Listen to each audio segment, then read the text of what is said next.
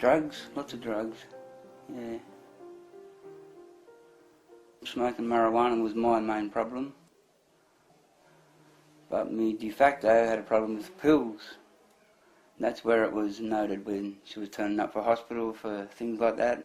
So yeah, just a lot of drug abuse, which led to, violence and fighting, and it was just a poor place to live in for children.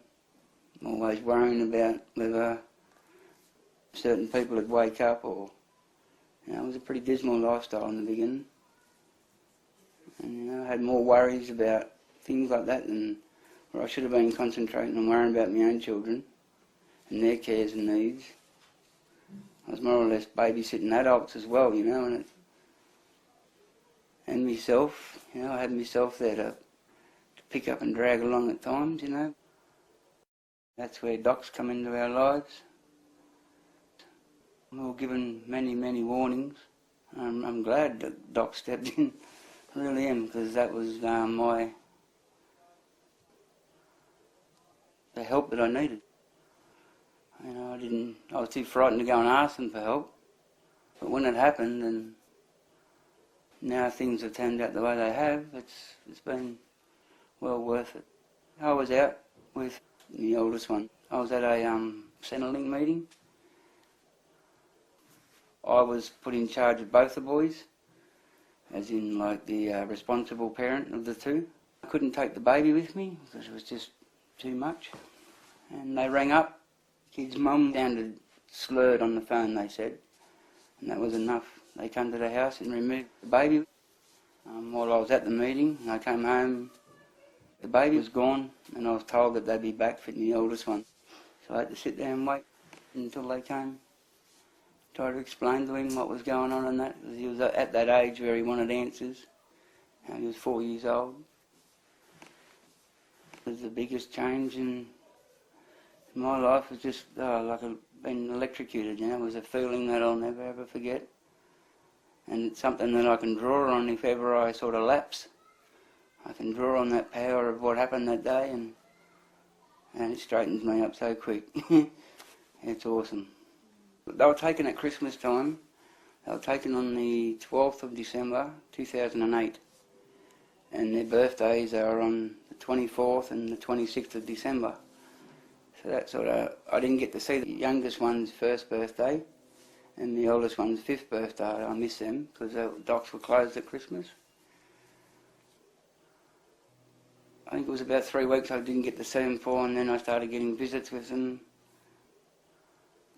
2-hour visits, I think they were at the doc centre, which was just an empty office room, a couple of broken toys, and it was drab. It was really depressing. Every time you went in there, it just reminded you of how much of a bad parent you were. It really did. It just sort of, like you've been put into this room with nothing and sort of been told to help yourself more or less, and you can't. You just feel like that's the end, that's it for you. You just got to just push through it, I think. Just do your best with what you can there, and that's what I done, and just slowly worked my way out of the place, started getting visits out of the building. So where did the boys go? Where were they taken to? Straight into care, foster care. First 3 months they were tossed around with 3 or 4 little different weekend carers and things like that until they were put in placement. And they were separated at first.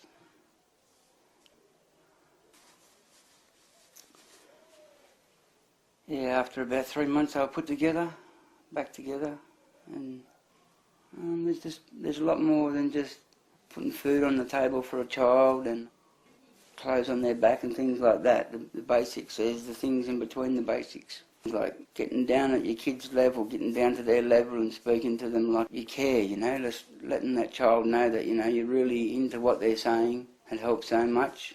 It's a relationship, it's like building a friendship as well as being a parent. It had to happen. It was the only way that the kid's mum was gonna wake up to it, the fact that this was a serious thing.